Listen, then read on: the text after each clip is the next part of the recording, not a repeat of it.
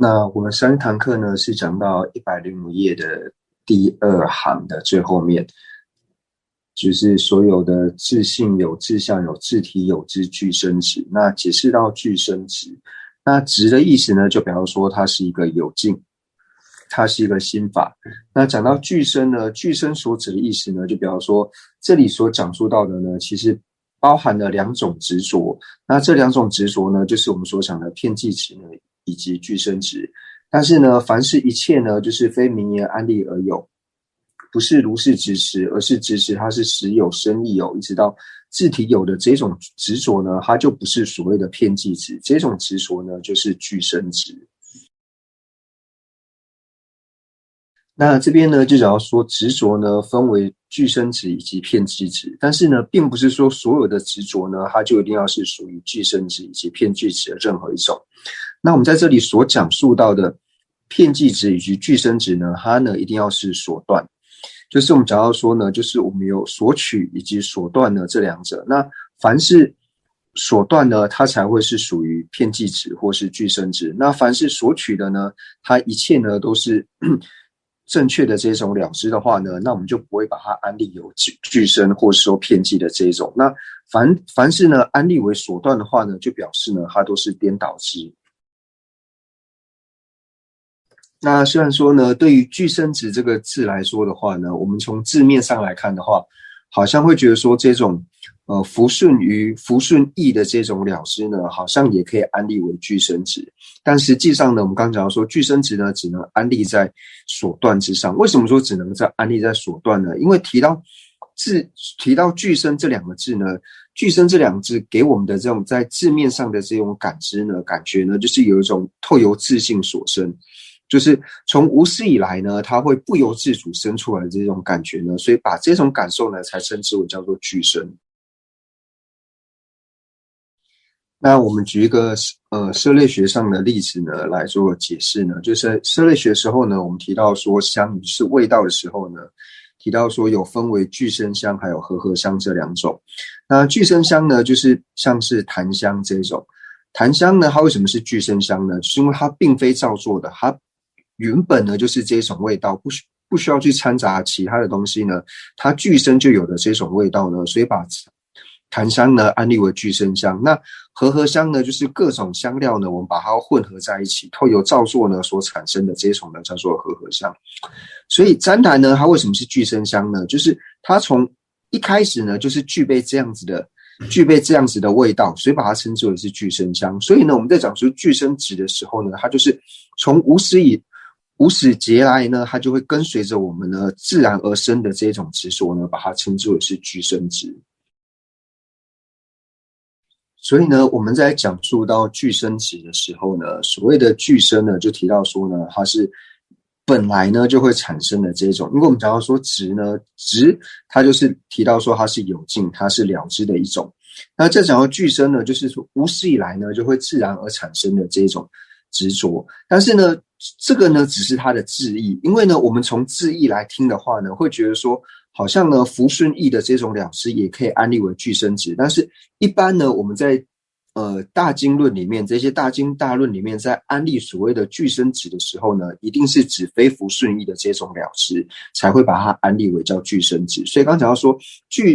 无始以来呢，能够任运而生的这种了知呢，它只是具生执的一种字面上的这个解释。但是一般我们在解释大经论里面，在解释到具生执的时候呢，一定是指说是非福顺义的这种了知。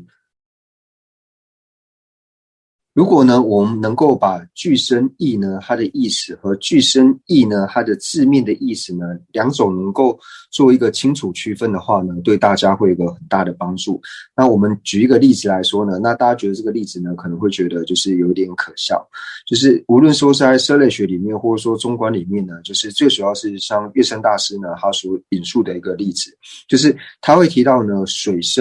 水生的意思呢，还有说水生它字面解释这两者呢，是把它安立为是句型的。那为什么要这样做区分呢？就是经典里面呢，在讲述到说，符合水生字面解释的呢，它不一定会是水生。为什么呢？因为呢，像是我们讲说什么叫水生呢？水生的字面解释呢，就是说它从水里而生的这一种。那像在水中而生的这一种呢，我们像是鱼类啊，或是海鲜类的等等这一种呢，它都是符合水生的这种字面解释。但是呢，它并不是水生，为什么呢？因为水生呢，它一定是指莲花，所以水生和莲花这两者呢是同义的。那所以呢，我们刚讲述到呢，就是符合水生字面解释的呢，它不一定是水生，就像是鱼啊、海鲜类等等这些生物，它并不是水生。为什么？因为水生呢一定要是莲花。那同样呢，是水生的话呢，它也不一定要符合水生的字面解释。那举的例子呢，就是说在陆地生的莲花，就是陆地生的莲花呢，它是水生。因为它是莲花，因为我们刚刚讲说水生和莲花这两者是同义，但是呢，它并不符合就是水生的字面解释。为什么呢？因为它不是在水中而生的，它是在陆地生的莲花。那所以呢，我们刚刚讲到说呢，水生和符合水生字面解释呢，这个可以安立为是句型。那刚刚讲到说呢，是水生是符合水生字面解释，但是并不是水生呢，就像是鱼还有海鲜等等。那是水生呢，并不符合水生字面解释的呢，就是说在陆地生的莲花。那两者皆是的呢，就是在池塘所生的莲花，那它就是属于两者都是。为什么要做这种解释呢？因为如果我不这样做解释的话呢，可能会产生一种疑惑，就是我们刚刚在讲述到说具声值它的字面解释的时候呢，是提到说值呢，指的说它和了知呢就是同义的。那具声呢，就是要说无始以来呢，就是自性而生，或是无始以来呢任运而生的。那所以上在解释到具声值的时候呢，是可以安立福顺义的了知的。就是有一些福顺义的了知呢，它也可以是具声值。从字面解释来看的话，就比如说呢，补特伽罗四象的意思一样，因为补特伽罗四象的意思呢，它也是从无始劫以来呢就有的一个了知，而且是无始劫以来呢任运而生的这种了知。所以在讲述具声值的这个字面解释的时候呢，就是福顺义的这种了知呢，它也是可以符合具声值的这个字面的解释。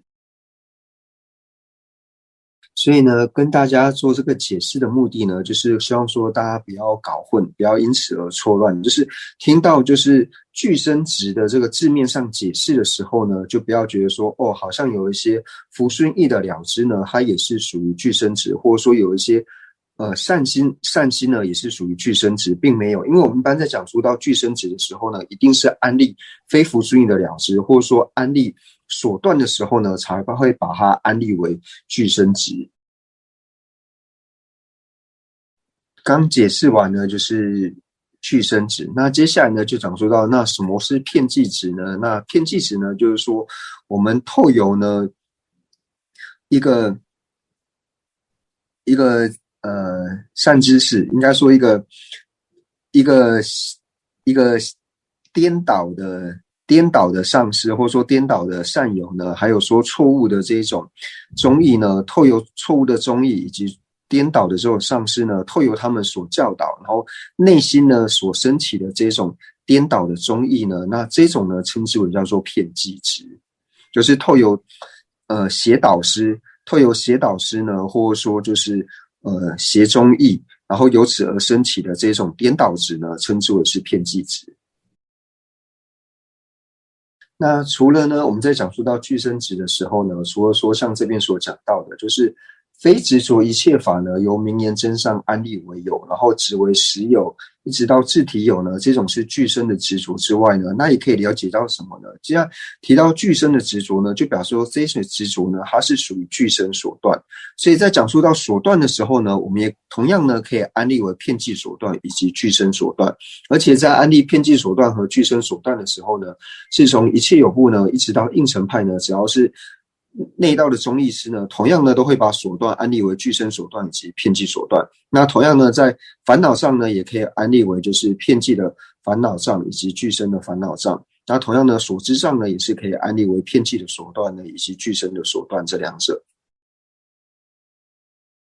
同样呢，当我们听到说这个是属于寄生值的时候呢，那你就知道说那这个呢是属于锁断。那在锁断里面呢，它是属于哪一种锁断呢？那是见到锁断呢，还是修道锁断？那你只要看到呢，它是属于寄生值，就了解到说它是属于寄生锁断。那既是寄生锁断的话呢，它就一定是修道锁断。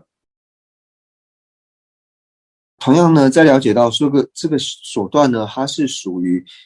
具身手段。那既然是具身手段的时候呢，就表示说它一定是属于修道手段。那既然是修道手段的时候呢，那就知道说能够正对治它的道呢，就是属于修道的无间道，就是在见道无间道以及修道无间道里面呢，唯有修道无间道呢，能够成为它的正对治。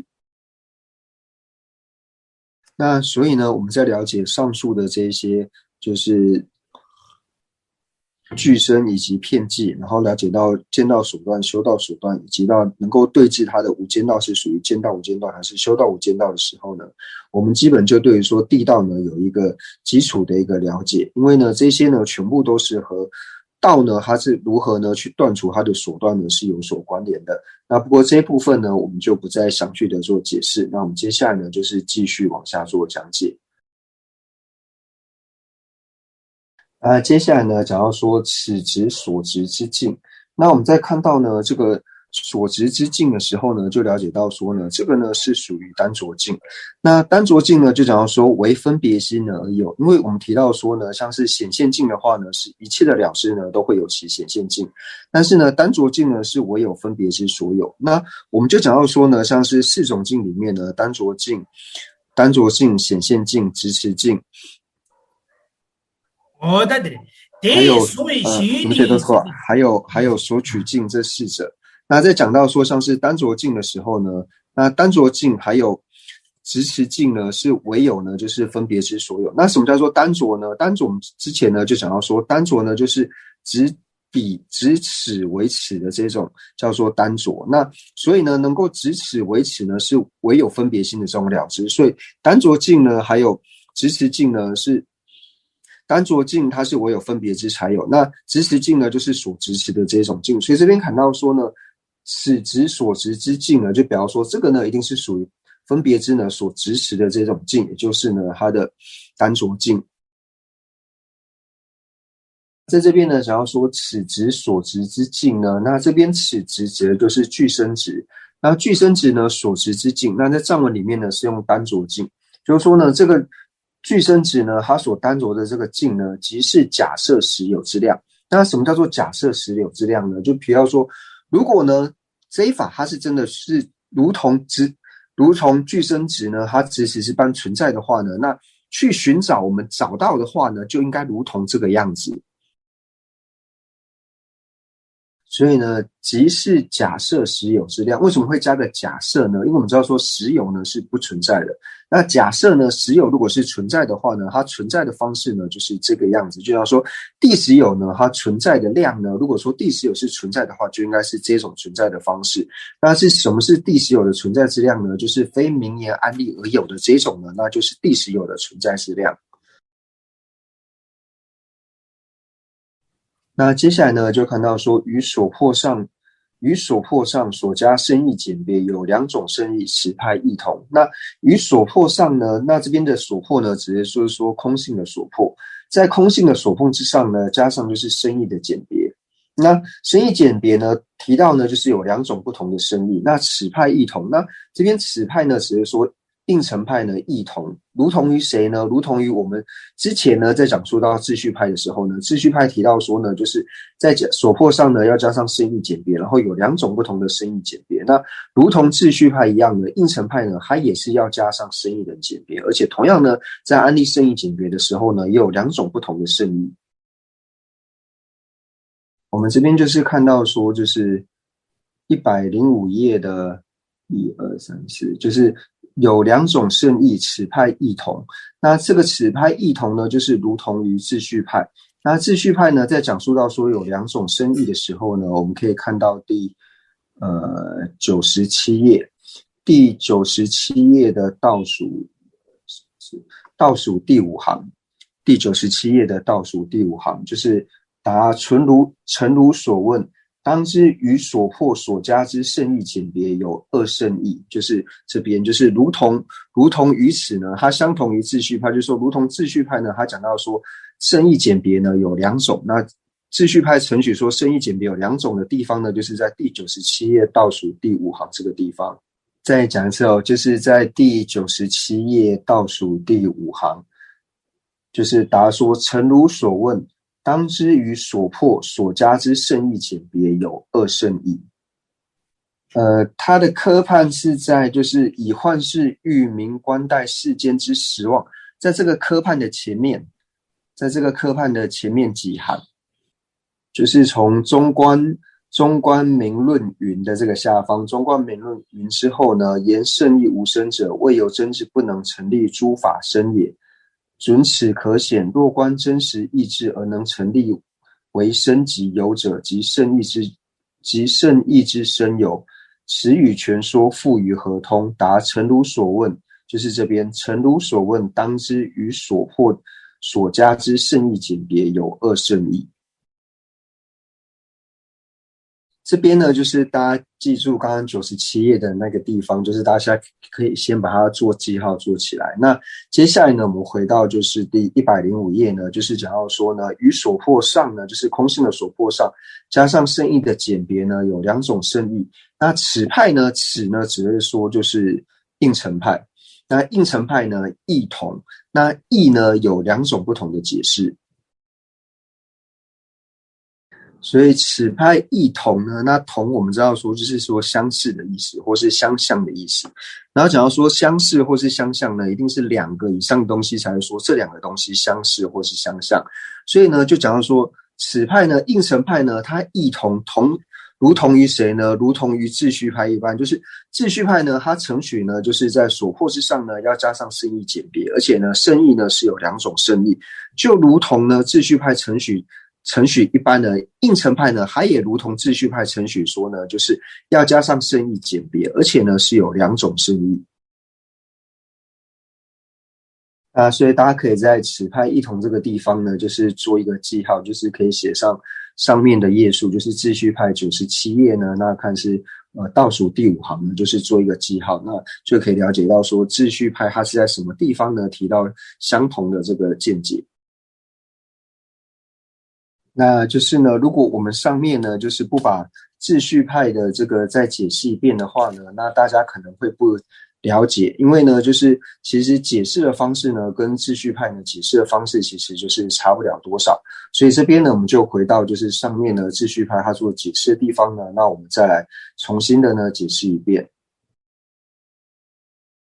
那我们先看到97页呢，就是倒数第5行呢，就是讲到说诚如所问，当之于所破所加之圣意简别有二圣意。那就解释到说呢，就是有两种圣意。那这两种圣意是哪两种圣意呢？一，以文思修三种理智为圣意，如上所说，即有彼不成者。二，以非由心真上安立，而是彼意自体中有为圣意有。那这里呢，讲到说就是可以分为两种圣意，就是我们在讲述到圣意有的时候呢，那什么叫做圣意有呢？那第一个呢，就是以文思修三种理智为圣意。那什么叫做文思修三种理智呢？文思修三种理智呢，所指的呢，就是正德空性的圣根本质。所以在把圣者心绪呢，正德空性的圣根本质呢，安立为圣意。那在这个正德空性的圣根本质中，圣根本定质当中而有呢，就称之为是圣意有。那这种有呢，所以第一个呢，我们在讲述到所谓的圣意有的时候呢，讲到说就是分为两种不同的圣意。那这两种不同的圣意里面呢，第一种的圣意呢，就是指说在正德空性的圣根本定质当中而有呢，称之为是圣意有。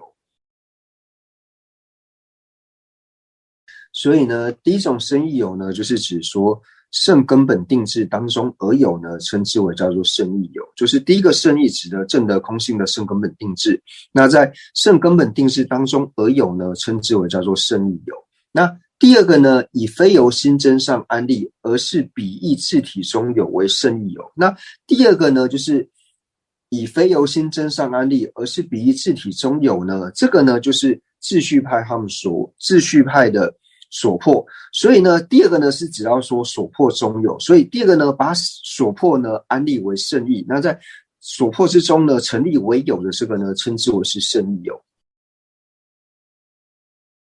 所以呢，这边讲到说呢，秩序派呢，它所承许的两种圣意呢，那两种圣意里面，第一个圣意呢，指的就是说正德空性的圣根本定制；那第二种圣意呢，指的就是呢，以非由心真上安立，而是比义自体中有呢，就是秩序派他们空性的这个所迫。所以呢，第一个呢指的是圣根本定制，第二个呢指的是所迫。所以两种圣意有呢，第一种圣意有呢，就是指说在圣根本定制中有；那第二个呢，就是指说所迫呢，在所迫中呢，就是不是由心真上安立，而是比义呢自体中有的这种存在的方式呢，称为圣意有。所以对于秩序派所承许的两种圣意有呢，不知道说大家清楚了吗？那刚讲到说呢，两种圣意，那两种圣意里面，第一种圣意呢，它是存在的，就是我们讲说第一种圣意呢，指的就是说正德空性的圣根本定制。那第二个呢，提到的呢是空性的所迫。所以第一种圣意呢，它是存在的，所以我们就继续往下看，就是凡前种圣意呢，就指的说呢，正德空性的圣根本定制，即彼所成就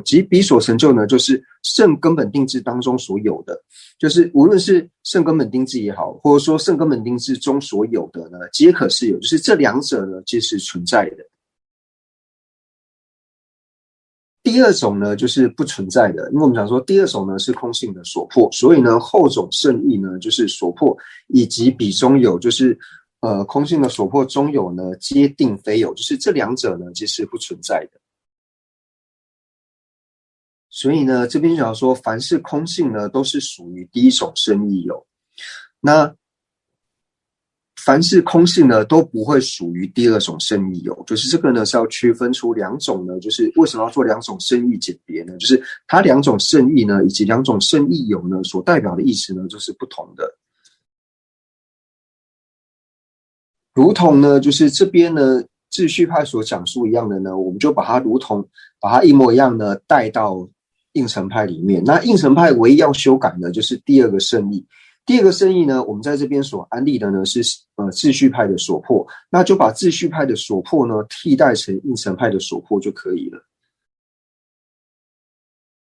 我们已经解释完，就是秩序派呢，就是它的两种呢，就是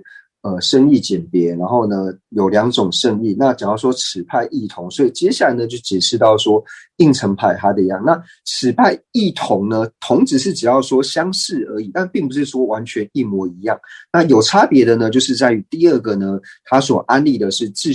应成派它不共的所迫之外呢，它并不会安立如同秩序派一样的所迫。所以在安立应成派的两种圣意简别的时候呢，那同样呢，第一个圣意呢，指的就是指到说圣根本定制。那第一个圣意有呢，就是在圣根本定制当中而有。那当然，这圣根本定制当中有的呢，就是空性。那第二个呢，就提到说呢，它的第二个呢加的圣意呢是应成派它不共的所迫，它并不会安立秩序派的所迫。那应成派它不共的所迫是什么呢？就我们之前所讲到的，就是非名言安立而有，或者说呢，非分别心安立而有呢。那这个呢是属于应成派呢它的不共的这个所迫之外，或者说我们讲的呢，就是应成派所讲的，就是自性成立、自相成立等等。那这些呢是属于它的所迫。那这边呢，就想要说，就是与所迫上所加圣意简别有两种圣意，此派异同。那是讲说只有秩序派还有应成派是这样安立的吗？其实并不是的。同样的呢，在唯识派呢，它也如是的安立。那在第一种圣意呢，它也是如同上面所安立的。第一种圣意呢，就是安立到圣根本定制。那在圣根本定制当中，圣根本定制中有呢，是所谓的圣力有。那这个呢，也是存在的。那第二种圣意呢，它所秩序派唯识派所安立的呢，就是非名言安立而有，而是自性成立有，或是自相成立有的，这个呢是属于它的所迫。那这个同样呢，唯识派也是如是的安立。那所以呢，在这边所讲到就是圣意简别呢，有两种圣意呢，就是除了秩序派及应成派之外呢，那同样唯识派呢，它也是做如是的程序。唯识派程序最清楚的呢，就是在辩了不了义上说章论里面呢，就是有非常清楚的讲述到说它是如何安立就是两种圣意的。那所以在讲述唯识跟中观最大的差别的时候呢，就是提到说就是对于说两种圣意呢，如何去安立。那接下来呢，我们就看到说，就是这里呢，此派异同的此呢，指的就是应成派。那应成派呢，就是如同秩序派所说的一般，但是就是相类似而已，并不是完全的一样。那接下来就讲述到呢，中观秩序派虽于所知不许实有等三，然自性等三则许名言中有。那秩序派呢，虽然说它承许呢，就是他承许所知呢不许实有等三，就讲到说呢，他的所破呢，就是他承许呢，就是第十不成立，圣意不成立，以及真实不成立。就是说我们在105页的第二行开始呢，就是讲到说实有，那实有就是第十有，那同样呢，圣意有还有真有就是真实有，就是这三个呢，秩序派有同样承许呢，它是所破，它是不成立的。有差别的呢，就是秩序派和应成派有差别的呢，就是前面三者呢，就是两派呢都是程序不存在的，但是呢，就是从后面就是自性有、自相有或是自体有呢，就是然自性等三则许名言中有，就是我们所讲的自性成立、自方成立还有自相成立，这三者呢是秩序派程序是存在的法，但是应成派呢同样程序这三者是所破，所以这里呢就显示出秩序派及应成派两者的不同。所以呢，就然自性等三呢，则许名言中有。所以呢，以应成派来说的呢，像是第十成立、圣意成立、真实成立、自性成立、自方成立、自相成立，这六个呢，对于应成派来说呢，全部呢都是所破，都是不存在的。但是与秩序派来说呢，它会承许呢，就是圣意成立、第十成立、圣意成立，还有真实成立三者呢是不存在的，但是自性成立、自方成立、自相成立这三者呢是存在的。所以在讲说呢，此派异同的时候呢，就像说两种圣意里面呢，就是同样秩序派跟应成派呢都承许第一种呢就是圣根本定制是圣意，那圣根本定制当中有呢是存在的这一点呢是两派呢都承许的。那同样呢，第二个呢在安立圣意的时候呢，就是安立各派不同的所破。那所破呢，就是秩序派呢是把三者呢承许为所破，三者呢不许为所破。但是以应成派来说呢，六者呢都是属于所破，这是两派呢就是唯一的差别。但是承许有两种圣意这一点之上呢是没有任何差异的。接下来呢就讲述到说，那为什么呢秩序派要如是的安立他的所破呢？那就讲到说，此于暂时未能通达最维系之真实义者，实为引导正比之大善巧方便也。就讲到说呢，在尚未呢就是通达应成派呢它最细微、最深细、最细微的这个空性的道理的这些有情呢，为了帮助这些有情能够通达呢，因为我们讲到说应成派的见解呢是最深最细的，所以对无法去入应成派见解的这些有情呢，所以先为他讲述秩序派的这个见解。那他先透由了解秩序派的见解之后呢，然后再慢慢引导他去入应成派的见解，所以是对于说暂时未能通达最细微之真实义者，就是没有办法通达应成派这种应成派空性见解的这些有情呢，实为引导正比之大善巧方便，就是真的是能够帮助他去入应成派呢的一个大善巧方便。请问唯识的空性是唯识的那种两种圣意是哪两种啊？这边就是不知道说大家的页数有没有相同。那以科判来说的话呢，科判是在庚二，就是明至中无为这个地方。明至中无为这个地方呢，就是在第二段，就是一开始呢是讲到说，若如菩萨地及觉舍分所说，依他喜是圣意有者。那这边是第一段。那第二段呢，就是讲到说，就是他最后面讲到说，答当言是属有。又云问分别当言是属有，当言生亦有。答当言是属有，岂不相为也？那人们现在开始解释呢，就是在这个之后，就是不为之理之当解释，从不为之理这边开始解释，就然后说安立世俗及圣亦有，有二理门，从这边开始做解释。那不知道说大家找到了吗？那这边呢，就讲到说不为之理呢，之当解释，就是说如何的不相为呢？为安立世俗及圣亦有，有二理门，并不是说讲到说呢，他去安立以及世俗以及圣义呢有两种理门，是讲到说安立世俗有呢有两种，那安立圣义有呢也有两种。那第一种安立的方式呢，就是要说第一理门，第一种安立世俗有是如何安立的呢？就是名言上建立有者，就是名言安立呢，去安立的呢是第一种世俗有，是第一世俗有。那第二种呢，什么叫做圣义有呢？就是非由彼真上安立，并不是由名言真上安立，而是志向有者呢立为圣义有。那这是第一种圣义有的安立方式。所以唯识派呢所安立的第一个圣义有是如何安立的呢？就是非由名言真上安立，而是由志向安立有者呢，然后这个呢是他的圣义有，就是唯识中所安立的第一种圣义有。第二种安立的方式呢，那大家就可以往下看，就是这边所讲的是第一理门嘛，那在它之后的就是两段过后，就是有一个第二理门。第二理门就讲到说如辩中边论云这个地方，不知道说大家有没有找到，就在第一理门的后两段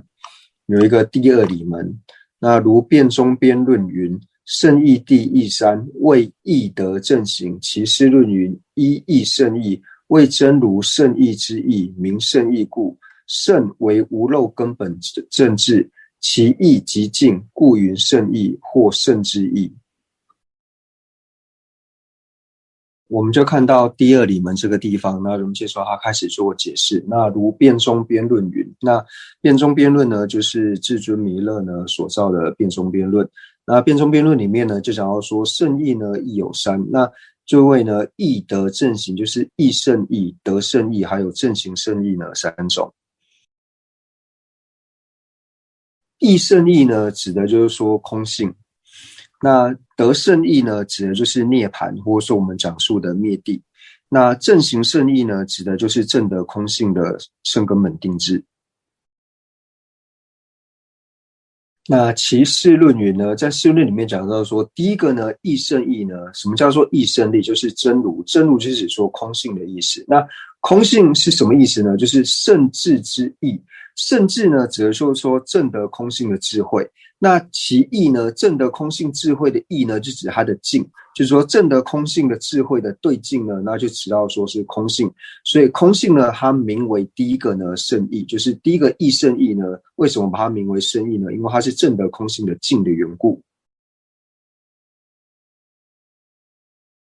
那接下来呢，就是做解释。那所谓为什么把它称之为是圣义呢？圣呢，指的就是说无漏的根本正治，就是我们讲的根本定制。那其义呢，这个无漏根本定制的义呢，就是指它的境，所以呢，称之为叫做圣义，或说呢圣之义。所以呢，就讲到说呢，所谓的这个无我义真如呢，就是彼义即是，就无我呢，它是什么意思？无我还是讲到说就是真如，就讲到说空性的意思。它就是呢清净所缘圣义，清净呢指的说正得空性的智慧，这个空性的所缘呢，也就是这里所讲的圣义的意思，就是正得空性智慧呢，它的净也就是空性。所以呢，唯识派呢，他讲述到说两种圣义呢，第一种圣义呢，就是我们上述所讲的呢，就是非由名言真上安立，是志向而有的呢，这个安立为圣义有。那第二个的圣义呢，指的就是说呢，圣根本定制。那因为是圣根本定制的境的缘故呢，所以称之为呢是圣义有。所以这两种呢，唯识中所讲的两种圣义呢，那我们的依据呢，就是了不了义的这两段经文的地方。所以呢，我们在讲述到说，就是抉择两种圣义的时候呢，就提到说，秩序派呢所抉择的两种圣义，然后呢，应成派呢所抉择的两种圣义，以及唯识中呢所抉择的两种圣义。那所以呢，我们在讲述之后到无论是秩序派也好，应成派也好，或是唯识派也好呢，在讲述到说两种圣意的时候呢，有一个圣意是完全一样的，就提到说呢，所谓的圣意呢，指的就是圣根本定制。那在圣根本定制当中而有呢，就是指圣根本定制它的境，也就是空性。所以呢，这种解释呢，是无论秩序派、应成派或是唯识派呢，这三派的解释呢是完全一样的。那所以呢，就如同说，我们现在在看，就是善显密书里面呢，就是第105页呢，讲到说，与所破上所加圣意简别有两种圣意，此派异同呢。那这边我们就可以用荧光笔呢，把这一段话画起来，然后呢，就可以同样的在此派异同的地方呢，我们就可以做一个注解呢，就可以写到第97页呢，就是同样在97页的地方，那秩序派呢也有如是讲到，我们就可以把页数还有说它的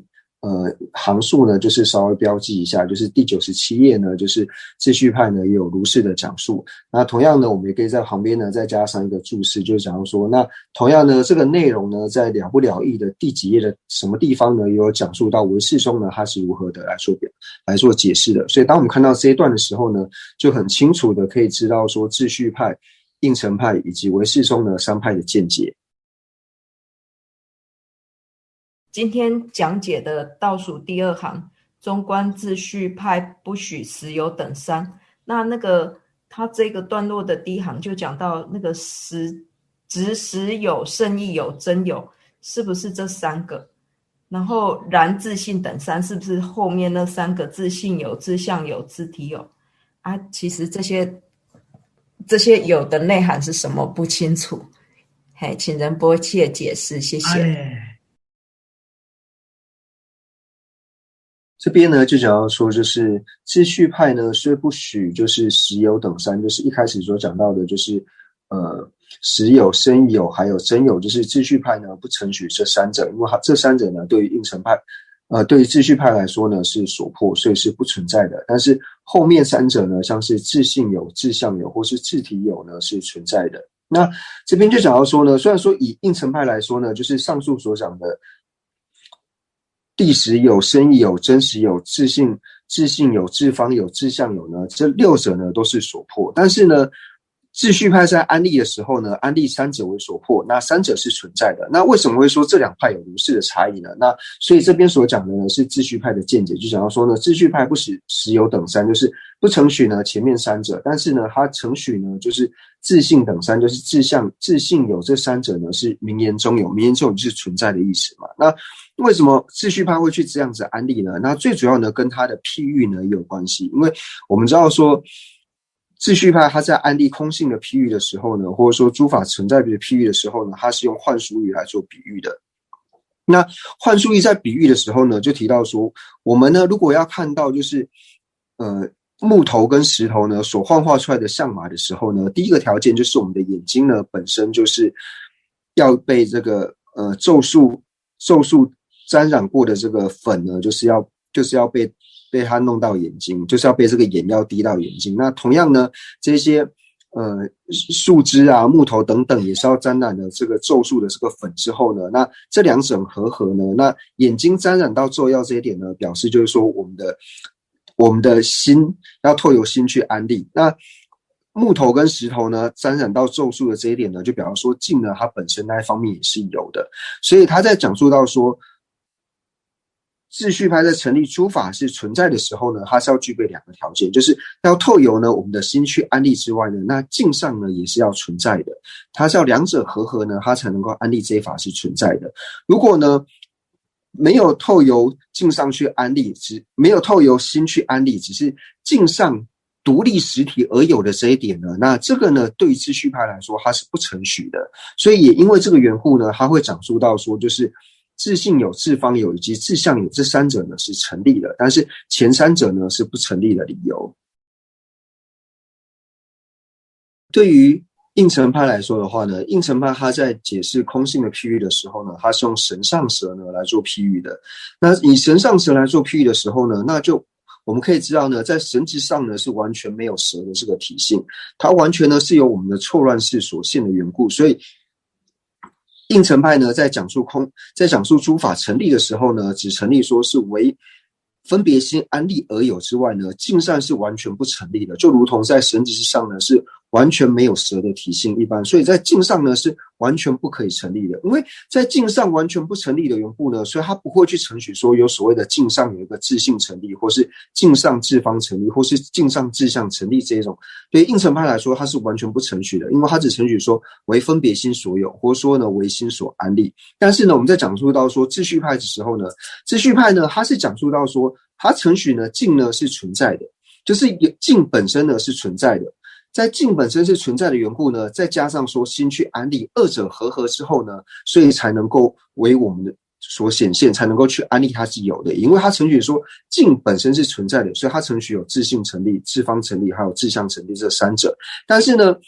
这三者如果说不关待心，唯独境上而成立的这一点呢，是秩序派所不成立的，这个是秩序派的所破，所以才会说秩序派为什么会承许说自性成立、自方成立、自相成立？因为他还是承许说境上呢是有的，但是以应成派来说，他完全不承许境上是有的这一点，因为就如同说神上蛇一样，是完全由我们的错乱的心去显现的缘故呢，所以他完全不承许有所谓的自性成立、自方成立以及自相成立这三者。